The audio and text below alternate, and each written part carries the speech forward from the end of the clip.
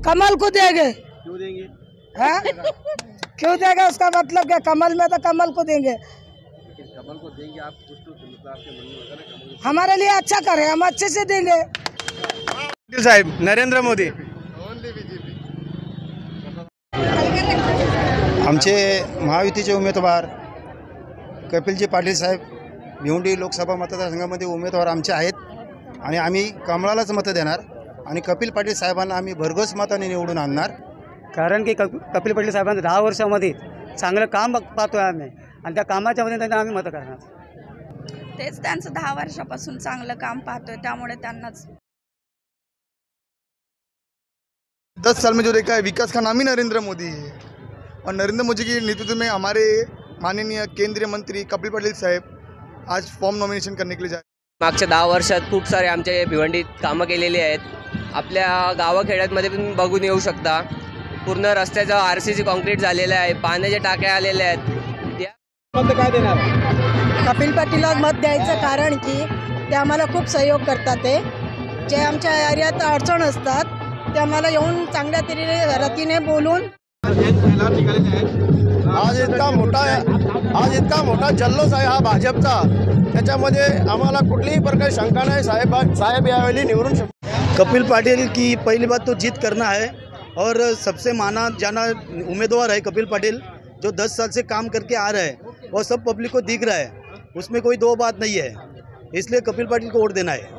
साहेबांचं काम मी गेल्या 10 वर्षापासून पाहतोय। त्यांच्याकडे गेलेला कार्यकर्ता हा बिगर म्हणजे आपण बोलतो झोली खाली येते तशी पाटील साहेबांच्या दरबारातून विकासाची झोळी भरूनच येते। मी सरपंच या नात्याने या भिवंडी मतदारसंघातील सर्व मतदारांना सांगू इच्छितो की कपिल पाटील साहेबांनाच आपलं बहुमूल्य मत देऊन कमळ यांनी शनिवार फुलीवर मतदान द्या आणि असा विकासाचा महामेरू हे आपले कपिल पाटील साहेब आपकी बार 400 पारमध्ये नक्कीच कपिल पाटील साहेब हे एक खासदार तिसऱ्यांदा निवडून येतील अशी कसारा आणि कसारा सरपंच या नात्याने आमच्या कसारावासियांकडून सगळीकडून मदत आम्ही करणार।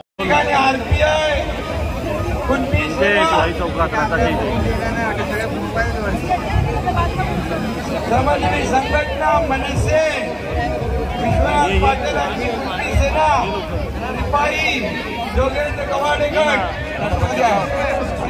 आगरी सेना कुठली सेना बाकी आहे का लहुजी सेना सगळ्या सेना यांनी कपिल पाटील यांना पाठिंबा दिलेला आहे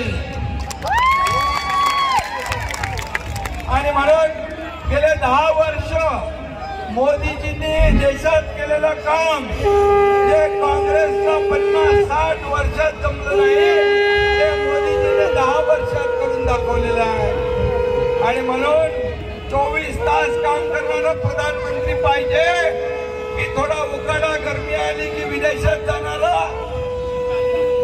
कोण पाहिजे?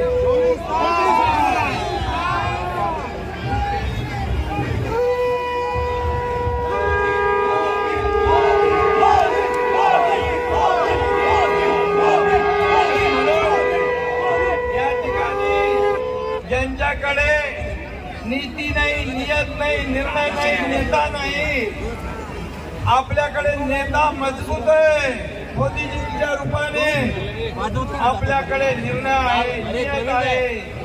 तिकडे कट कमिशन आणि करप्शन, तिकडे नेशन फर्स्ट, देश पहिला, राष्ट्र पहिला असं मोदीजींचं काम आहे आणि म्हणून या निवडणुकीमध्ये पूर्णपणे देशाला आपलं जीवन समर्पित केलेला नेता ज्याच्या अंगावर 10 वर्षात एकही भ्रष्टाचाराचा आरोप करण्याची हिंमत झाली नाही, अशा प्रकारचा बेदाग प्रधानमंत्री आपल्याला पाहिजे।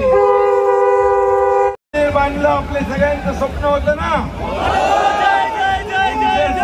मागवलं आपलं स्वप्न होतं ना, बाळासाहेबांचं पण ते स्वप्न होतं, मोदीजीने पूर्ण केलं आणि म्हणून मोदीजींचे हात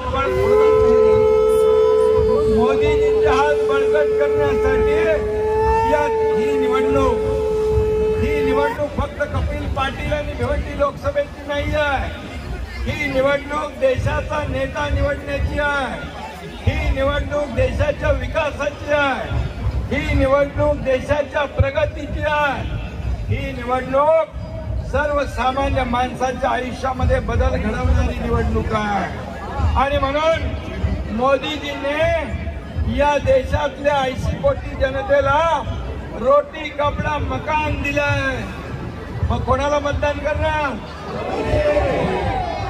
आणि काँग्रेस म्हणते की माणूस मेल्यानंतर त्याची आर्थिक प्रॉपर्टी सरकारला जमा करणार।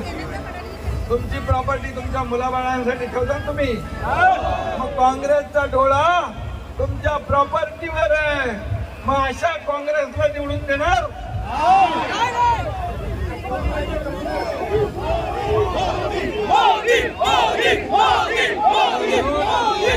गेल्या 10 वर्षात कपिल पाटील यांनी या ठिकाणी केलेले केंद्र सरकारकडून कामं राज्य सरकारच्या माध्यमातून 2 वर्षात एवढी मोठी कामं झाली। पहिले तर सगळे घरात बसले होते ना,